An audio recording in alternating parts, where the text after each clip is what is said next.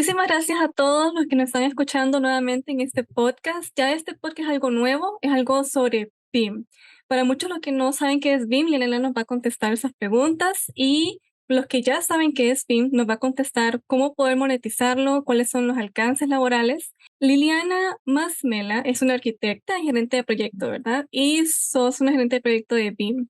Entonces, ahorita Liliana nos puedes contar, ahora sí, tu historia personal y cómo llegaste hasta donde estás ahora. Bueno, yo soy arquitecta, yo estudié arquitectura en Colombia y me especialicé en tecnología de la construcción primero. Por casualidades de la vida, cuando uno estudia arquitectura, uno siempre quiere salir a diseñar. Es la primera meta, jamás se imagina que quiere trabajar en construcción o en otra área, porque pues arquitectura tú lo relacionas primero con diseñar. Pero recién yo salí de estudiar, mi primera oferta de trabajo, o por la que llegué directamente, fue en construcción. Empecé a trabajar como asistente administrativa en una obra, y no era una obra común, era una obra institucional, era una obra donde estábamos construyendo, terminando de construir un área social de un club, que no es casualmente un tema frecuente de lo que uno estudia. Y ahí empecé a ver un gusto diferente por la construcción, donde uno como arquitecto puede empezar a trabajar. Entonces ahí empecé a conocer que los arquitectos además podemos aprender de temas administrativos, podemos aprender de temas gerenciales y podemos aprender de otro tipo de cosas, hasta cosas contables que en la universidad no siempre te enseñan. Entonces, por esa razón, decidí hacer un diplomado de gerencia de proyectos, porque me empezó a gustar mucho el tema administrativo, el tema de la gerencia de proyectos, pero sentía que algo técnico me faltaba. Entonces hice una especialización en tecnología de la construcción. Después, ya empezando a trabajar, cada vez empecé a trabajar más en el tema de dirección de proyectos y más en temas administrativos. Me desligué un poco del tema de diseño y trabajé ya después en varias empresas como directora de proyectos, como directora de contratos, de compras y contratos, que es un área que para los arquitectos a veces no es tan conocida y que cuando estudias no es un área donde dices un arquitecto haciendo contratos o haciendo compras, no lo relacionas, pero es un camino que seguramente tienes que recorrer para llegar a una gerencia. Después de eso, estuve dirigiendo una planta de construcción de quesos, fue mi último trabajo en Colombia, con una compañía que hacía diseño sanitario, diseño que tiene unas complejidades deben tener en cuenta los proyectos o las plantas que producen alimentos o que producen eh, maquillaje o ciertos fármacos que son bastante estrictas, casi o más a veces que un hospital. Dirigiendo ahí, empezaba ya la onda y a hablarse mucho de Revit y mucho la gente hablando, ay, sí, es que Revit es la revolución, ya no vamos a dibujar en 2D, pues en AutoCAD, sino en 3D. Pero al lado de Revit empezó a sonar mucho la palabra de BIM. Y ahí fue donde a mí me entró la curiosidad, porque esto te estoy hablando fue más o menos para mí en el 2018, pero en países como España ya llevaban mucho tiempo y en otros países hablando de BIM hace rato. Y empecé a darme cuenta que como muchos otros pensábamos que BIM era solo Revit. Ujú. Entonces, para la mayoría de las personas, inclusive hoy en día, muchos piensan que BIM es Revit. Pero cuando tú estás en la dirección de proyectos y empiezas a conocer un poco más de lo que es BIM y lo que BIM te puede apoyar en toda en todo el desarrollo de un proyecto, empiezas a entender que es una metodología que te puede aportar mucho en un trabajo que ya vienes haciendo. Entonces, por esa razón, decidí hacer una maestría en BIM que apoyara no solo lo que yo, digamos, había hecho y había tenido en mi experiencia, sino que me ayudara con una parte de la gestión de proyectos, que si bien es algo que día a día se va a meter, la tecnología se va a meter en todos los campos y se ha metido, pues había algo que ya la estaba formalizando, digamos, hacia arquitectura. no es una especialización, no es, es una ayuda, es un complemento para los que estamos en el medio. Entonces ahí fue como decidí hacer la maestría en BIM. La hice en EADI, que es una escuela de formación en España, y así ya después la terminé en el 2020, la empecé en el 2019, la empecé en el 2020 con los temas de la pandemia ya más personales. Me mudo a Estados Unidos y empiezo a buscar cuál es el camino aquí para aplicarla. Aquí hay muchas formas de aplicarla, aquí hay muchas compañías que trabajan en BIM, hay estándares, hay niveles de desarrollo, pero para llegar a donde quieres llegar, había que hacer unos pasos. Yo empecé a trabajar en una compañía que hacía millwork, recién llegué, pero había otro obstáculo para mí en la vida y era, si yo quiero llegar al nivel que quiero llegar, que puede ser similar al de Colombia, pues me tengo que adaptar al mercado. Y el mercado en mi caso me exigía tener un nivel de inglés superior al que yo tenía. Como hablábamos con un amigo, no es un inglés que uno cuando viene, digamos, de un país de Latinoamérica dice, ay, si no eres bilingüe de colegio, hay que reforzarlo.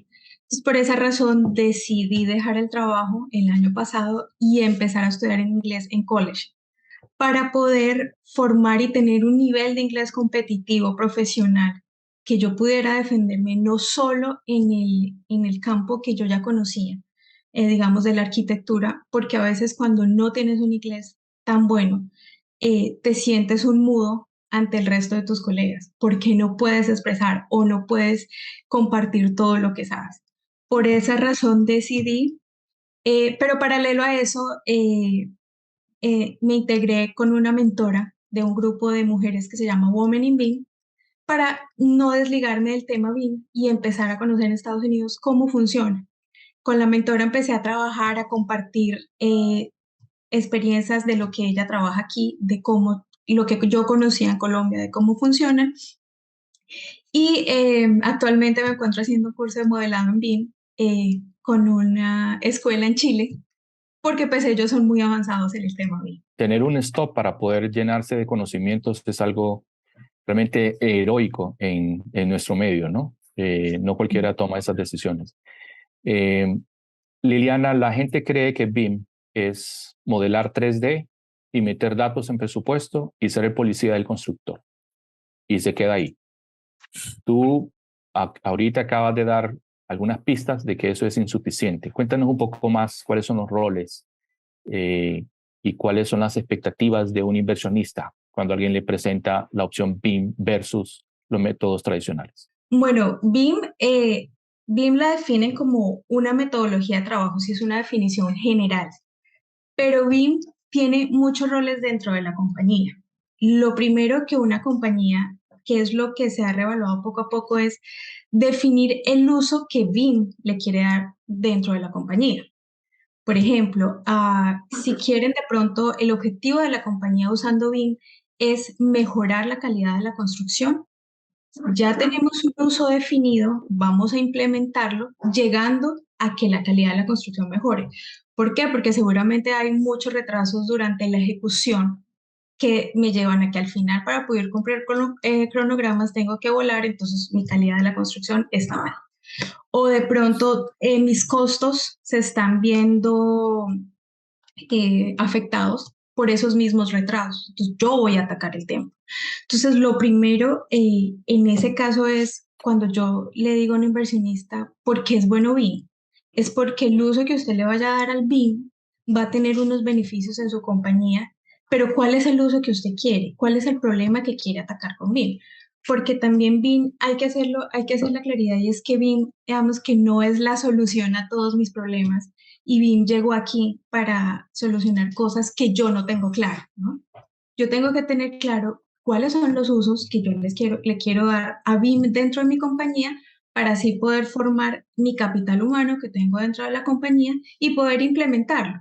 ¿Por qué? Porque no puedo empezar a implementar algo si no quiero claro qué es lo que tengo. Ahora, quiero hacer más eficientes mis procesos, quizás la implementación de BIM la atacamos un poco más hacia el tema de la capacitación de la gente por el software, ¿no? Para modelar más rápido. para que mi gente esté más integrada en eso, o quizás mis temas estén más hacia netamente el tema del presupuesto, pero si es que yo estoy manejando desde el momento que diseño todos los valores que Revit ya, digamos, me pueda generar un presupuesto inicial o que yo vaya actualizando un poco más rápido el presupuesto desde que lo manejo Revit y que lo pueda pasar también de una vez a un software de presupuesto y lo pueda tener todo alineado y haciendo un seguimiento y me pueda ahorrar un tiempo, eso es al final también un ahorro. Entonces, yo creo que con un inversionista lo primero que uno debe hacer es cuál es el objetivo o cuáles son las necesidades o qué quiere mejorar en su compañía para poder definir un uso y poder implementarlo. Dándole un poco más de fuerza a lo que estás diciendo, pero también poniendo claridad y decantando la realidad de Latinoamérica. Cuando tú tienes inversionistas, tienes perfiles de distintos tipos. Un abogado, un doctor, un financista, alguien metido en retail, alguien metido en medicina, algo metido en una disciplina que no tiene nada que ver con la construcción. Y para ellos es un terror hablar de construcción, porque comienzan a pensar en el constructor, terminan entendiendo que hay que diseñar. Y luego cuando diseñan, la experiencia de todos a su alrededor le dicen, si esto te va a costar 5, tienes que estar preparado para que cueste 7, y si tienes suerte va a costar 4. Pero si quieres que cueste 4 en lugar de 5, te tienes que meter de cabeza. Y aún así, hay una curva de aprendizaje que no te toca hacer, porque tus labores son otras, pero te vas a tener que meter porque si no, puede pasar de 7 a 8. Si cierras los ojos y dejas esto en las manos de la gente sin supervisión. Entonces, es una, es una forma de pensar bien común en Latinoamérica de distintos tipos de proyectos de $500,000, proyectos de $1,000,000, proyectos de $10,000,000. Todos esos problemas existen. Obviamente, entre más caro es el proyecto, pues entonces se contrata más talento, pero a la hora de la hora, el problema siempre surge. El fantasma de no pegar el presupuesto siempre surge. Entonces, poniéndonos en los zapatos del constructor, por ejemplo, si el constructor no se le vende bien la idea y él piensa que el nuevo proyecto de BIM que se contrató es un policía moderno, actualizado con tecnología que va a estar detrás de él y no se convence que le va a ayudar en lo que tú estás diciendo, en calidad, en tiempos y movimientos, en anticipar cómo va el flujo de caja, en solicitar la plata a tiempo y no a destiempo, que le va a causar problemas a él, al dueño y a todo el mundo. Entonces se vuelve un sistema complejo. Y es aquí donde te consulto, ¿cuál es tu opinión con respecto a esa realidad latinoamericana y cómo ves a BIM entrando a Latinoamérica con esos retos? Yo creo que BIM está entrando quizás no tan rápido como en otros países, porque pues digamos que la cultura latinoamericana es bien, digamos, sesgada, no diría tanto a la innovación, sino a cambiar lo que venimos haciendo y sobre todo en el mercado de la construcción. Yo creo que ese es el reto más grande cuando la gente empieza a hablar de BIM, porque muchos constructores, y es real, dicen, pues ¿para qué vamos a hacer BIM si la estamos construyendo bien? Y cambiar la percepción de que BIM es un software y que BIM además me va a costar un montón de plata, es esa parte donde primero hay que atacar. ¿Por qué? Porque es verdad que implementar BIM tiene un costo. Es verdad que implementar BIM tiene algunas connotaciones de pronto en el personal que yo tengo. Pero lo primero que yo tengo que hacer, o lo primero que la gente tiene que estar convencida, más que lo que yo me tengo que gastar, más lo que yo tengo, el software que tengo que comprar, las licencias, los computadores, es los beneficios para mi compañía. ¿Cuáles son los beneficios para mi compañía? Hablando desde un punto de vista de presupuesto, un mejor manejo de presupuesto, un mejor control de ejecución, porque yo voy a poder atacar antes de que construya todos los errores que estoy viendo en un modelo 3D, porque yo voy a cambiar, voy a ahorrarme en tiempos donde antes yo tenía que entregar arquitectura, pasar al estructural para que revisara, entonces el estructural me devolvía porque ahora podemos trabajar en tiempo real, entonces yo no necesito esperar que arquitectura termine, yo le puedo decir, o el estructural me puede mandar una anotación dentro del sistema o el software que tengan para manejar el tema de comunicación pues colaborativa, una anotación donde me diga hay que correr este muro, entonces yo ya no tengo que esperar que él imprima sus planos, que me mande un correo, es lo que hacemos mucho ahora, que yo tenga que revisar a descubrir en dónde es la columna que él me dice que se cruza o la viga, sino que yo ya sé en tiempo real, porque me llega una notificación, porque yo ya estoy mirando inmediatamente, entonces me estoy ahorrando el tiempo, y el tiempo en construcción es plata. Esa es una de las primeras partes. Ahora, yo creería que un poco está cambiando y otra cosa que nos ayuda es ver los ejemplos de algunos países donde el BIM está mostrando sus resultados. Entonces, por ejemplo, Chile fue el pionero y Chile en 2020 ya exigía a muchos de sus proyectos públicos la implementación de BIM. Entonces, este tipo de ejemplos nos funcionan para decir, mire, no es un capricho de la modernidad, porque seguramente vamos a terminar construyendo igual. Vamos de pronto, no sé, aquí en Estados Unidos usan Revit, pero siguen construyendo en Drywall y en Superboard. En Colombia usan Revit y siguen construyendo en ladrillo. Pero es todo el tema de la gestión del proyecto lo que yo me estoy ahorrando. Con el ejemplo de Chile, en Colombia crearon también ya un plan para que en 2026 los proyectos públicos estén implementando bien, porque van a tener un ahorro en presupuesto, porque en el control de la ejecución que no va a ser lo que tú dices, Víctor, de ser el policía que yo miro, porque no es una interventoría, o sea, la metodología BIM no es una metodología para hacer interventoría. La metodología BIM me permite trabajar colaborativamente con todos los actores. Entonces, el constructor no va a esperar también a que yo termine de diseñar. El constructor puede estar conociendo mi proyecto desde antes. El constructor puede estar al día de todas las modificaciones. Y si algo pasa en sitio, no tiene que esperar el constructor mandarme un correo para descubrir y que entonces el diseñador tenga que hacer una cita. Y entonces cuando tenga, no, él la puede subir por su sistema colaborativo, poner la anotación y atacarla a tiempo. Y cuando eso se ataca a tiempo, pues seguramente en la obra todo se refleja. Adicional a eso, muchos proyectos se acaban y los planos quedan. Se entregan los ASBIL y a veces se le entregan al constructor y entonces la compañía se le entrega al que administra y el plano de pronto se perdió y no hay forma de hacer un seguimiento al mantenimiento.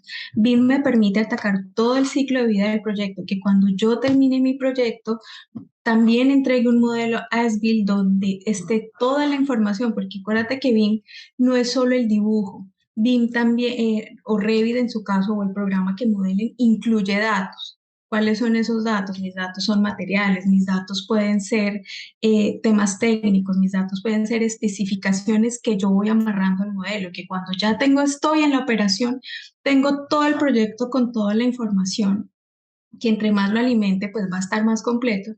Y en el tema del mantenimiento, ya la vida, cuando ya de pronto el arquitecto salió, digamos, del panorama, voy a seguir estando con la misma metodología y voy a tener un producto rico donde me va a permitir también esa operación clara. A la demanda de ese tipo de conocimientos, ¿qué tan demandante es hoy en día en poder, como un arquitecto normal, que tal vez no sabe de esto y que quiere aumentar su situación económica o sus conocimientos? ¿Qué tan demandante ya es hoy en día en que el arquitecto tiene que estudiar esto de BIM?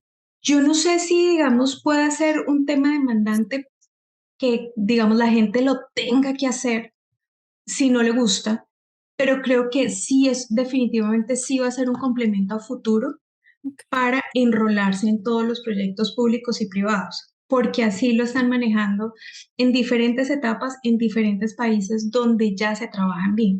En Reino Unido tienen, por ejemplo, su estructura de rol y su estructura de implementación en público-privada. En Holanda tienen lo mismo, en Finlandia tienen lo mismo, en Australia tienen lo mismo.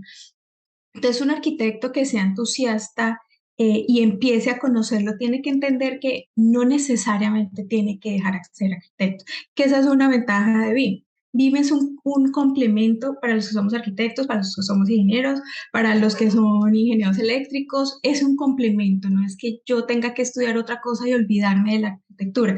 De hecho, para poder hacer BIM, tienes que ser arquitecto o ingeniero, tienes que tener un conocimiento para darle el uso de lo que tienes que hacer. Entonces, por ejemplo, si tú vas a hacer un tema de revisión BIM, tienes que conocer y tener una experiencia previa. eh, para poder ejecutarlo. Ayer en mi clase precisamente estábamos hablando y mi profesor nos explicaba cómo Chile hizo su matriz basado en muchos otros países y cómo ellos han estructurado cuáles son los perfiles que necesita o el conocimiento que necesita un arquitecto para hacer BIM. Porque seguramente la gente dice, no, es que ahora eh, es con esta modernidad de BIM y yo no aplico. No, BIM no reemplaza a nadie, el rol BIM no reemplaza a nadie, pero sí me complementa.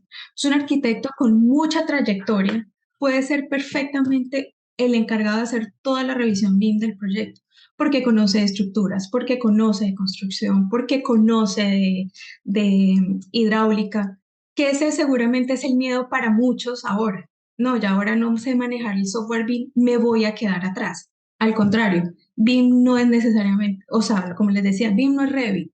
BIM no es Tecla, BIM no es Ecosim, BIM no es Archicad. Los softwares son una parte de BIM.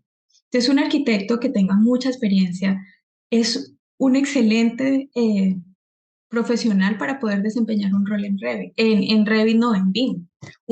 De pronto un arquitecto recién egresado que tenga un gusto por la tecnología y por los software y le gusta, puede desarrollar un rol perfectamente en BIM modelando. Entonces, digamos que no hay miedo. BIM es un complemento. Esto de la tecnología ha sido una revolución. Es decir, ahora la mayor parte de la gente en el mundo está tranquila y satisfecha haciendo esto que estamos haciendo, conversando con gente del otro lado del mundo en distintas zonas horarias.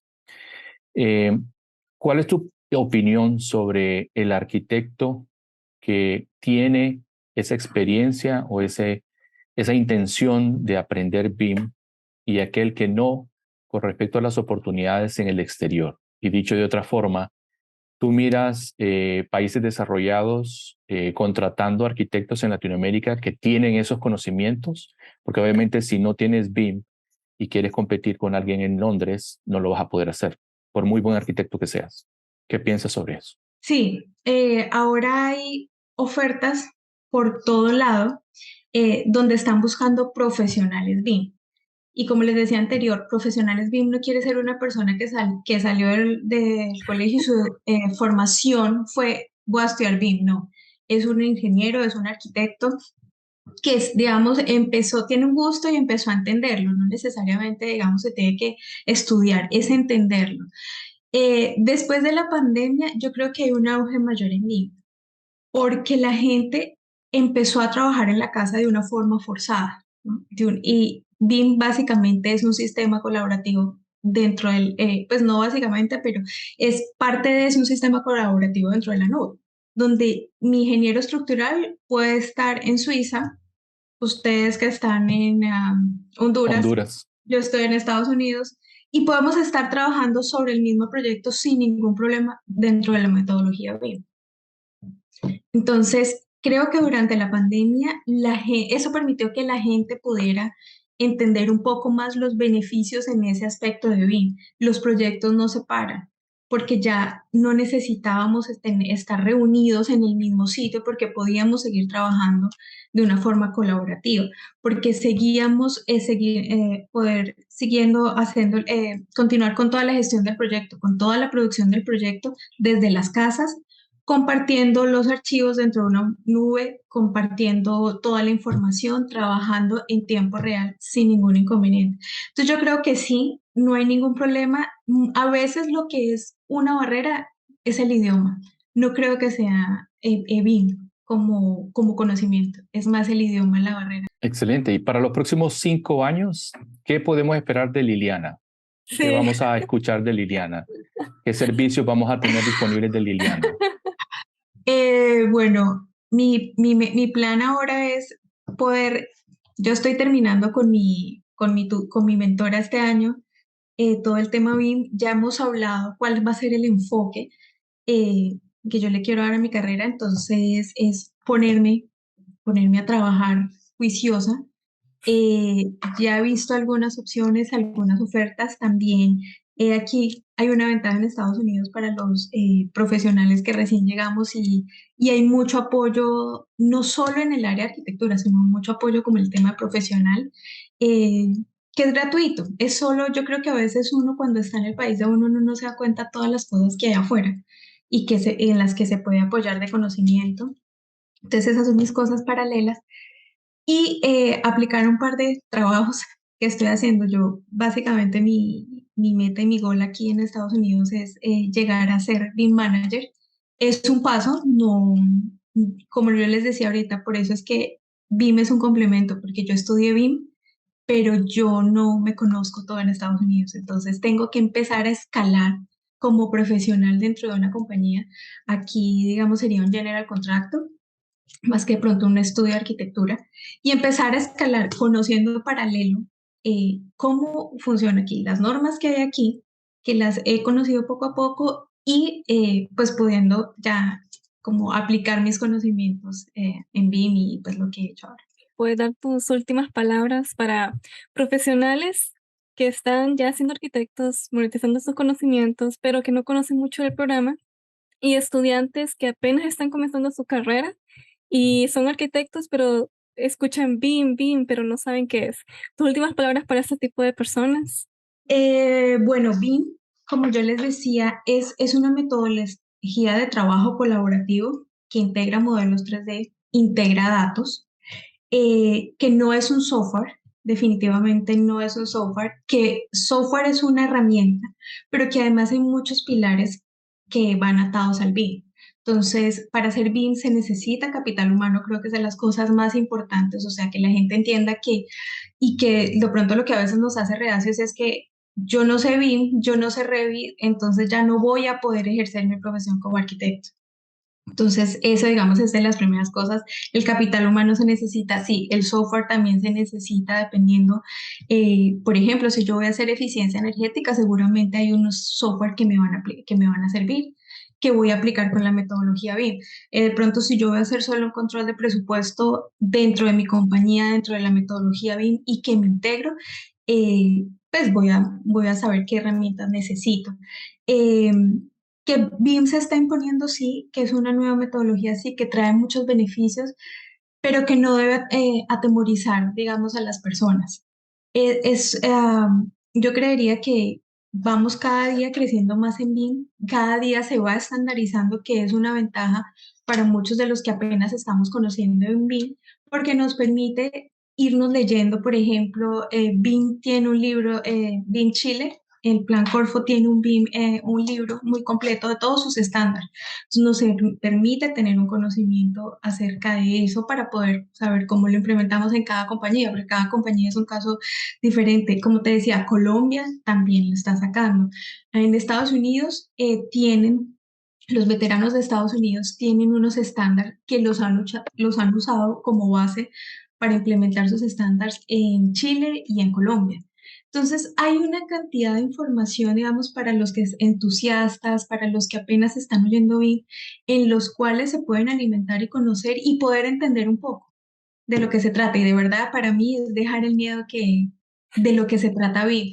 Yo en estos días oía, hay unos españoles que hablan mucho de BIM y decían que al final la construcción es uno de los mercados que menos, digamos, innovación tiene en temas de que construir no ha cambiado mucho. Hemos metido procesos, pero no ha cambiado mucho y es muy reacia a la innovación.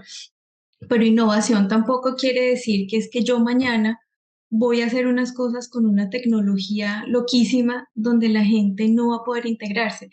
Ellos decían, y a mí me quedó sonando mucho y es cierto, innovación es el valor que tú le des que haga diferentes las cosas, ¿no? Entonces, si yo tengo un proyecto donde estoy manejando bien y mi propuesta de valor va a ser, vamos a reducir los tiempos, que eso al final nos va a reducir económica, vas a usar seguramente los mismos pasos y los mismos estándares que pueden estar usando en otra compañía, pero esa apuesta de valor y esa promesa de valor va a ser la diferencia y que la innovación sea en realidad innovación, ¿no?